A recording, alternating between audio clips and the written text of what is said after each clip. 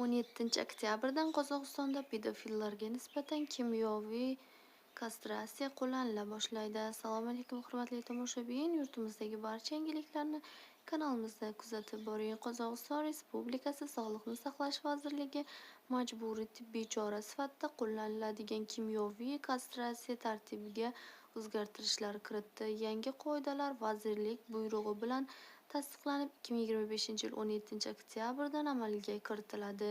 Yangi tartibga muvofiq voyaga yetmagan bolalarga nisbatan pedofillik jinoyatini sodir etgan shaxslarga nisbatan kimyoviy kastratsiya ozodlikka chiqishdan 6 oy oldin amalga oshiriladi. Shuningdek, kimyoviy kastratsiya muddatidan yana 6 oy avval jazo muassasasi ma'muriyati sudga hujjatlar taqdim etib, mahkumni sud psixiatriya ekspertizasidan o'tkazish haqida qaror qabul qilish uchun asos yaratadi.